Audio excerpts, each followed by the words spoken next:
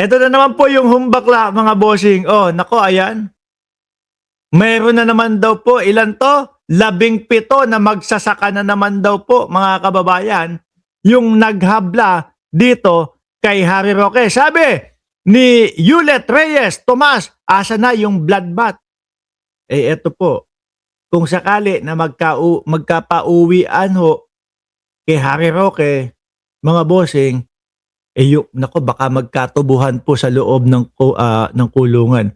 At baka diyan po talagang matuloy yung bloodbath po mga bossing. Pero ibang bloodbath ito kung sakali ho mga kababayan. No, ibang bloodbath ho ito, hindi ho ito paliligo ng dugo. Yung kay Roque, magkaka-blood, ayoko na ituloy. Danilo Espejo, shoutout sa iyo boss. Oh, ayoko na ituloy, no? Tingin ko, alam nyo yung ibig ko sabihin doon sa bloodbath.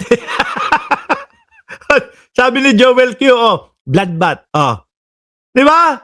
Pagkaya natin, naku po mga kababayan, hindi ko alam kung magiging masaya o magiging malungkot si Harry Roque doon. Eh, biruin mo naman. Mismong sabi ni John Vic Remulla ho, mga kababayan. Ano sabi ni Secretary?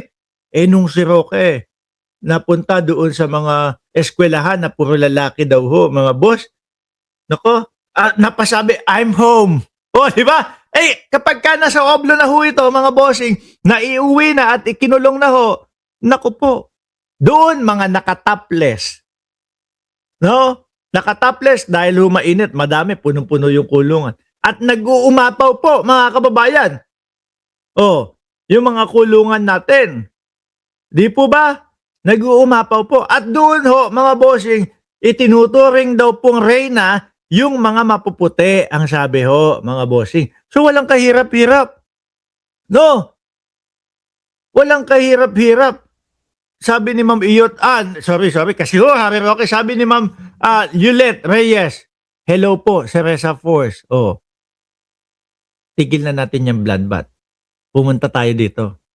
No, sa mismong topic. Harry Roque at Myla Roque of Biancham Holdings, walang krimen na hindi napaparusahan daw po. Sabi ni Palag, ni Ramad, mananagot kayong mag-asawa at mga protektor ng mga Duterte para po kay Ate Jasmine Manda, yan, RIP, ang namuno sa mga magsasaka laban kay Roque. Naku, tegi. Ano yung pinategi? O baka natural tegi lang ho. Para po sa iyo, Caramil Madriaga, na nakakulong nga daw po, di umano, dahil tinulungan daw po yung mga magsasaka. Kaya daw po, napag-initan si Ramil Madriaga ho, mga bossing. Na ngayon, may bali-balita na gustong ipatira ho doon sa loob. Iba naman yung kay Ramil Madriaga ipatira, ipatsugi ho, ang ibig sabihin doon, no? Maraming salamat kay Pebbles Talakera, maraming salamat kay Melvin Matibag, Direktor, at higit sa lahat kay Pangulong Bongbong Marcos. Bakit daw? 17 magsasaka naghain ng reklamong land grabbing versus Harry Roque na naman. Dami na ho niyan, ha? Biruin nyo naman ho, mga kababayan. Pag-uwi ng Pilipinas ni Roque, muling itatanong yung itinatanong ng Kongreso na bakit yung 3 million ay naging 65 million agad-agad. Na ang sinasabi ni Roque ay napagbentahan po namin ng mga lupa yan.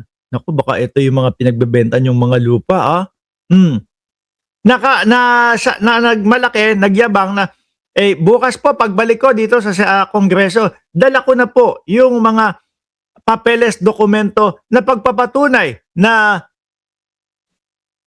yung pera na po na yun ay napagbentahan. Di ba, Crisando? Sasot, hindi na ho bumalik.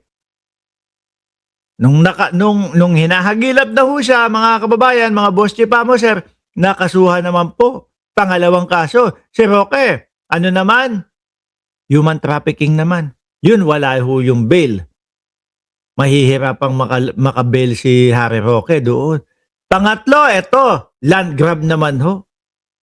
Yari na. So, ibig sabihin, baka totoo na kaya talagang napag-initan at nakakulong si Ramil Madriaga ay dahil ho, ayan ay dahil ho, kinalaban niya si Roque at tinulungan niya yung mga magsasaka.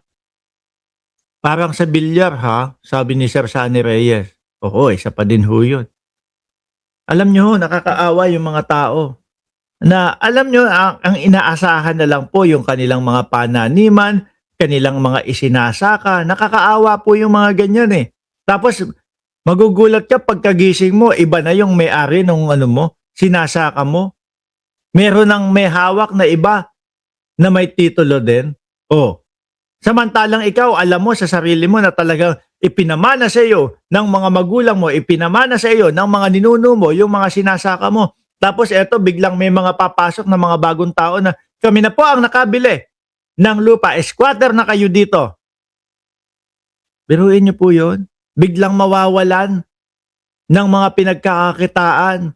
Biglang mawawalan ng kapiranggot na lupa na tanging pinagkukunan nila ng pangkain sa araw-araw. Ay mahiya naman ho sana kayo sa mga gumagawa ng ganyan. Hikahos na nga ho yung buhay, sila pa ang naglulublob, sila pa ang nagtutulak para lalong maging hikahos ang buhay. O yari ka ngayon, Roque. Alam nyo, mga bossing, no po, ang pinangahawakan na lang po ni Roque, kung ano, yung nalalabing oras panahon na hindi pa lumalabas yung asylum niya. Hindi naman, yung pinangahawakan ni Roque is yung nalalabing panahon po na hindi pa nadedesisyonan yung kanyang asylum. No, yan po yung tamang word at tamang sentence para po dyan. Kasi lalabas, expect nyo lalabas, may lalabas at magagrant yung asylum ni Roque. Siyempre ho, mga kababayan, yung pinag-applyan niya na bansa ng asylum, titimbangin po yan. No? 2 panig ang kukunin yan. Nakuha na nila yung panig ni Roque na kung bakit siya nagtatago at kung bakit niya gustong humingi ng asylum doon, at kukuhanin naman po ang panig ng Pilipinas, mga bossing, kung bakit nasasabi ni Roque iyon. Di ba? Grabe yung nalalabi, Boss Mark. Parang malapit ng mamatay. Mamatay sa sarap siguro si Roque kapag kaho ito napasok sa oblo, lalo na sa Pilipinas. Kukuhanin yung panig ng Pilipinas. Bakit na ganito? Ganyan na sila sabi. May katotohanan ba yung sinasabi ni Harry Roque na ginigipit siya kasi sumusuporta siya kay dating Pangulong Duterte? Ngayon ho, siyempre magkakaalaman. Sasabihin lang ng Pilipinas. Panoorin niyo po yung hearing namin sa Kongreso. No? Si Harry Roque po ay hinahanapan ng evidence, hinahanapan po namin ng patunay kung paano nangyari na biglang laki yung kanyang pera. Tapos bigla na pong nagtago. Tapos ito po may mga kaso. Tapos ito po may mga nagrereklamo na si Roque ay nag-land grab doon sa mga magsasaka. Tapos na po eh. Okay. Kaya lang siguro may proseso na 1.5 taon. Ngayon ho, mga bossing, ilan na lang ang nalalabi dyan? Kasi nung unang nakita natin si Roque, mga kababayan, after ng pagtatago, doon po, nung napasok sa oblo, ang dating Pangulo. 1 taon na po yun. May nalalabi na lang po, siguro 5 buwan, mahigit na lang po. At mapupwetan na si Roque. Ay, sorry. Grabe naman kasi si Lonely TV. Biglang magko-comment nung puwet-puwet. Kaya nasasabi natin. Hindi sila pupwetan doon, no? Hindi naman po ganun sa oblo ng Pilipinas, mga kababayan. Wala pong ganun sa oblo ng Pilipinas. Yung pupwetan, yung totorohin yung wet packs, hindi ho. Baka maglilinis po sila ng tubo, mga bossing. Oo, nako po. Maglilinis ho ng tubo. Ay, bakit? Paano mo nasabi, Mark, na maglilinis ng tubo? Hindi ho yung susubo ng ratbu, ha? Ang ibig ko sabihin, mga kababayan, doon po sa oblo, sa kulungan, sila, yung mga preso po ang mga naglilinis. Nung banyo, kubeta, CR, yung mga urinal, sila, may mga tubo yung kinakalawang po yung mga tubo na yun.